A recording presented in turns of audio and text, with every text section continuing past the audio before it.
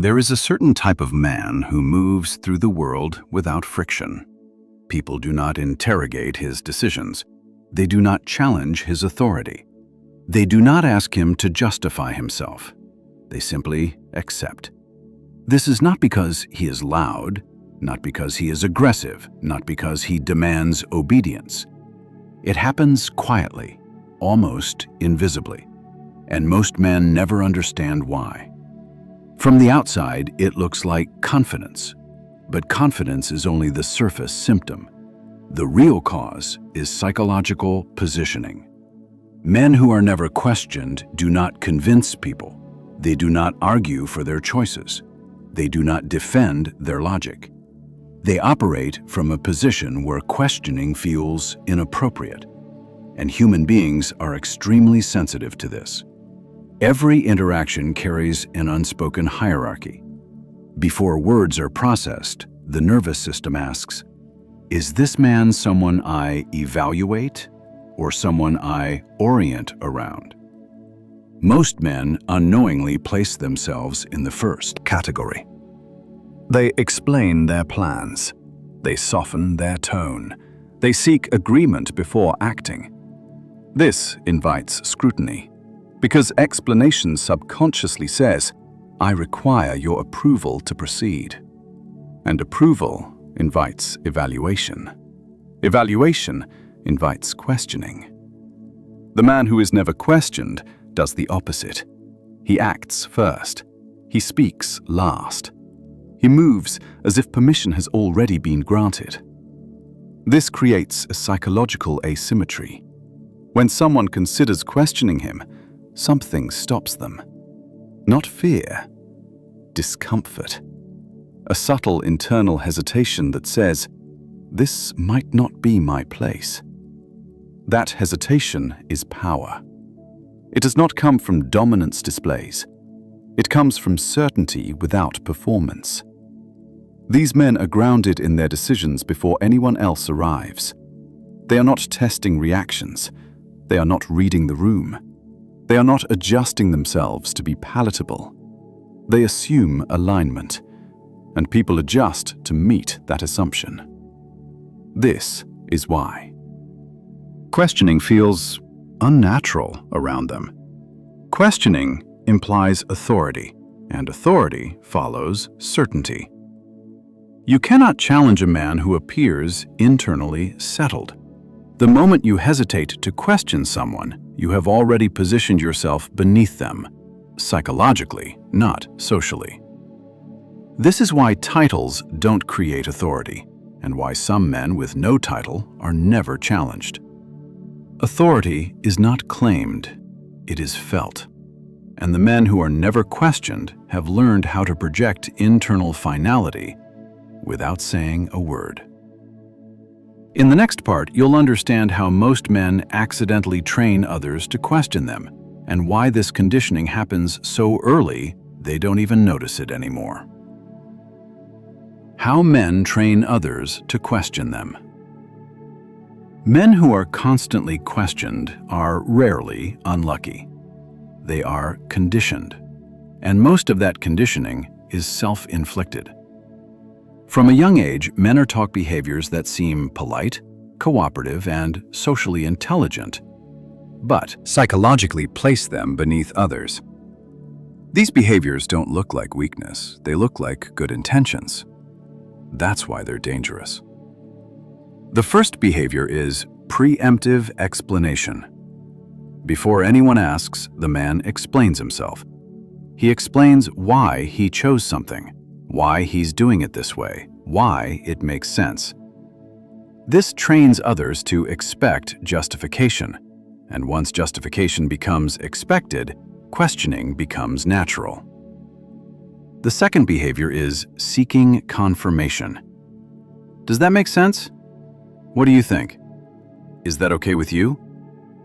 These phrases appear harmless, even respectful, but psychologically they do something subtle and irreversible. They shift authority outward. The moment you seek confirmation, you signal that your decision is provisional, open to revision by someone else. And once a decision is provisional, it belongs to the group, not to you. Groups question provisional authority. They do not question final authority. Third behavior is emotional accommodation. Men who are questioned constantly are highly attuned to how others feel about their choices. They soften statements. They adjust tone. They dilute clarity to avoid discomfort. This creates ambiguity, and ambiguity invites interrogation. People question what feels unresolved. Contrast this with men who are never questioned. They speak in completed sentences, not open loops. They do not emotionally cushion decisions. They do not signal internal conflict. Even when they are wrong, they appear decided. And the human nervous system respects decisiveness more than correctness. Another conditioning behavior is over-accessibility. Men who are always available become familiar. Men who are familiar become examinable. When people feel free to interrupt you, correct you, or casually debate you, it's because you have trained them to feel that comfort. Men who are never questioned regulate access naturally. They are not evasive, just occupied. They are not distant, just unavailable on demand. This creates psychological distance. Distance creates gravity, and gravity discourages questioning. Finally, there is reaction leakage. Men who react quickly, emotionally, verbally, physically, reveal where pressure works on them. Once people see that reaction can move you, they learn where to push. Questioning becomes a tool, not to understand, but to destabilize. Men who are never questioned still feel pressure. They just don't leak it. Their pause is longer. Their response is measured. Their emotional center does not shift outward. And because others cannot see the internal movement, they assume there is none. That assumption changes everything. Questioning someone requires psychological confidence. You don't challenge what feels anchored. So most men aren't questioned because they lack intelligence or authority. They are questioned because they have trained the world to see them as adjustable. In the next part, you'll learn what internal state creates the opposite effect. The state that makes questioning feel socially and psychologically inappropriate before a single word is spoken. The internal state that stops questions before they form. Men who are never questioned share a specific internal condition. It is not confidence. It is not arrogance. It is not dominance. It is internal finality. Most men operate from internal negotiation. Even when they speak decisively, something inside them is still asking, is this right? Will this be accepted?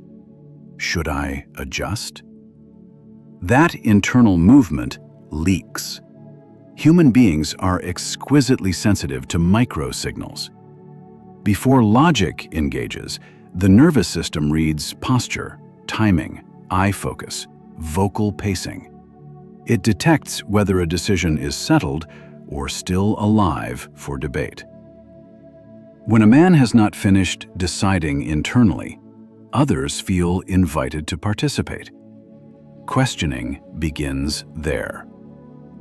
Men who are never questioned have already closed the loop internally. Their decisions are no longer being processed, they are complete. This creates a psychological wall, not hostility, not defensiveness, but inevitability. When someone considers questioning such a man, it feels oddly intrusive. like interrupting something that has already moved on. This is why people hesitate. The key difference is orientation. Most men orient outward first. They look to others to confirm, validate, or refine their position. Their authority is constructed socially. Men who are never questioned orient inward first. They resolve internally, then allow the external world to catch up. They do not announce uncertainty. They do not narrate decision-making. They do not workshop their intent in public. Their speech reflects resolution, not deliberation. This does not mean they are always correct. It means they are complete. And completion changes how others behave around you. Humans avoid questioning what feels finished. They challenge what feels provisional. Another element of this internal state is emotional self-containment. Most men outsource emotional regulation to interaction. They speak to feel better. They explain to relieve tension. They react to restore equilibrium. This creates visible dependence. Men who are never questioned regulate internally first. Interaction is not a stabilizer, it is an output. Because of this, their presence feels calm, heavy, unmovable, not passive, anchored. When pressure enters the room, they do not rush to neutralize it. They allow it to exist without engaging it. This creates asymmetry. The person who feels pressure seeks resolution. The person who tolerates pressure controls tempo. Tempo control is authority. This is why silence from these men feels different. It does not feel empty. It feels intentional. Their pauses are not hesitation. Their stillness is not confusion. Their restraint is not fear. It is self-possession. And self-possession is deeply unsettling to people who rely on reaction to orient themselves. When someone cannot read whether you are affected, moved, or influenced, questioning feels risky. Because questions are attempts to enter, and a man who is internally closed does not feel enterable. In the next part, you'll see how speech patterns and timing alone determine whether people feel entitled to question you, even when everything else is equal. How speech and timing decide whether you're questioned. Long before people question your authority, they listen to how you speak. Not your vocabulary, not your intelligence, your timing. Most men give themselves away in the first 5 seconds of a response. They speak too quickly. They overfill silence. They answer questions as if they are due immediately. Speed signals urgency. Urgency signals need. Need invites questioning. Men who are never questioned do the opposite. They pause before speaking. Not theatrically, but naturally, as if the response already exists and time belongs to them. This pause does something powerful. It shifts the psychological burden. Now the other person is waiting. Waiting creates imbalance. Imbalance creates hierarchy. People rarely question those who control conversational tempo. Another mistake most men make is explanatory sequencing. They begin with reasoning instead of conclusion. They say, "Because of X and Y, I decided to do Z." This opens the door to attack. If someone disagrees with X or Y, your entire decision becomes vulnerable. Men who are never questioned reverse this structure. They state the decision first, then stop. If explanation is necessary, it comes later, selectively, surgically, and without emotional charge. This framing communicates finality. It tells the nervous system, This is not a proposal. Another tell is tone modulation. Men who expect resistance unconsciously soften their tone. They rise at the end of sentences. They add qualifiers. They use disclaimers. This is the vocal pattern of negotiability. Men who are never questioned speak flat when stating decisions. Not cold, even. No upward inflection. No emotional cushioning. No verbal apology for certainty. Their voice does not ask permission to exist. Then there is response economy. Most men answer everything, every question, every challenge, every curiosity. This teaches others that access is unlimited. Men who are never questioned answer selectively. They ignore weak questions. They redirect irrelevant ones. They let unnecessary comments pass without engagement. This trains others quickly. People stop asking what doesn't get rewarded. Finally, there is closure discipline. Men who are questioned constantly leave conversations open-ended. They invite continuation. Men who are never questioned close interactions cleanly. They end statements decisively. They move physically. They change focus. This creates psychological finality. Questioning requires space. Closure removes it. None of this requires aggression. None of it requires dominance displays. It requires restraint. Authority is rarely asserted. It is assumed, and assumption spreads. In the next part, you'll learn how presence and physical stillness reinforce this effect before a word is spoken, and why men who fidget, adjust, or mirror others invite interrogation without realizing it.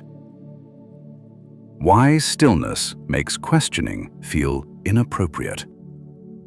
Before words are processed, the body decides status. Most men underestimate how much authority is communicated physically, not through size or aggression, but through stillness. Movement reveals need. Fidgeting, shifting weight, nodding excessively, mirroring others too quickly, these are not neutral behaviors. They signal responsiveness. Responsiveness signals availability. Availability invites engagement. Engagement invites questioning. Men who are never questioned move less. Not stiff, not frozen. Economical. They sit without adjusting. They stand without swaying. They listen without interrupting their own posture. This creates a sense of internal cohesion. The human nervous system reads this as containment. Containment suggests surplus. Surplus suggests authority. When a man appears internally contained, others hesitate to disturb him because disturbance feels invasive. Stillness also controls tempo. In any interaction, there is an invisible rhythm. Most men unconsciously match the rhythm of whoever speaks first or loudest. They lean in, they react, they synchronize. This gives away control. Men who are never questioned let the room synchronize to them. Their movements are slower than average. Their gestures are deliberate. Their transitions are unhurried. Slowness communicates ownership of time, and time ownership is power. Fast movements say, "I am responding." Slow movements say, "I am operating." There is also eye discipline. Men who are questioned often seek eye contact to reassure, to connect, to check alignment. Their eyes ask questions before their mouth does. Men who are never questioned use eye contact sparingly. They hold it when they speak. They release it when they're done. They do not chase it for validation. This creates asymmetry. The person who seeks eye contact is orienting. The person who grants it is selecting. Selection discourages challenge. Another subtle factor is postural finality. Men who expect debate lean forward when speaking. They angle their bodies toward others as if entering negotiation. Men who are never questioned remain vertically aligned. Their posture is neutral, upright, settled. They do not enter the other person's space psychologically. This signals that the decision exists independent of the interaction. Questioning requires perceived access. Stillness removes access. None of this is about intimidation. It's about coherence. When your body is settled, your presence feels finished. And humans hesitate to question what feels finished. In the next part, you'll understand how emotional neutrality, not warmth or coldness, creates a final layer of authority that stops challenges even from confident, intelligent people. The emotional neutrality that makes challenge collapse. There is a final layer that separates men who are occasionally questioned from men who are never questioned. It is not strength. It is not intelligence. It is not dominance. It is emotional neutrality. Most men misunderstand this concept. They think neutrality means being cold, distant, or detached. That is incorrect. Coldness is still a reaction. Detachment is still a posture. Emotional neutrality is different. It is the absence of visible emotional need. Men who are questioned often are emotionally invested in outcomes that involve other people's approval. They want alignment. They want agreement. They want understanding. Even when they claim otherwise, the body leaks the truth. That leak invites challenge. Because when someone senses emotional investment, they sense leverage. Neutral men remove leverage by removing emotional dependency from the interaction. They are not indifferent. They simply do not require the other person to validate reality. This creates an internal power asymmetry. When someone questions a neutral man, the question falls into a vacuum. It does not hook emotion. It does not provoke defense. It does not create urgency. And without emotional response, the question has nowhere to land. Most questioning is not about curiosity. It is about influence. People question to test whether their input matters. When emotional neutrality is present, the test fails, because nothing shifts. Another key element is emotional non-contagion. Most men absorb the emotional state of the room. Tension enters, and they tense. Aggression appears, and they react. Anxiety spreads, and they explain. Men who are never questioned do not absorb emotional states. They register them. They acknowledge internally, but they do not synchronize. This creates a stabilizing effect. Others unconsciously regulate around them instead of pulling them into chaos. Stability discourages questioning. People question instability. They defer to stability. This is why calm men are followed in crises and interrogated in peace. Calm signals capacity. There is also emotional patience. Men who are questioned often rush to resolve discomfort, especially social discomfort. Silence feels dangerous to them. Misalignment feels threatening. So they speak. They soften. They explain. They clarify. Men who are never questioned let discomfort exist. They do not rush to repair emotional gaps. They do not rush to resolve ambiguity. They do not rush to make themselves palatable. This patience creates psychological gravity. The other person becomes the one seeking resolution, and the one seeking resolution is not in control. Finally, there is emotional non-reactivity to status pressure. Many men react differently depending on who is speaking. They become cautious with authority, agreeable with dominance, deferential with confidence. Men who are never questioned respond the same way to everyone, not disrespectfully, consistently. Their tone does not change. Their posture does not collapse. Their clarity does not soften. This signals internal hierarchy. They are not ranking themselves relative to others. They are anchored internally. And people do not question anchors, because questioning implies movement, and anchors do not move. When all these elements converge, internal finality, controlled speech, physical stillness, and emotional neutrality, something subtle but absolute happens. People stop feeling entitled to your internal process. They no longer ask why. They no longer push how. They no longer challenge what.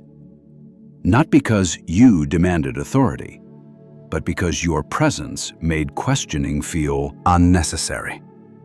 And that is the psychology of men who are never questioned.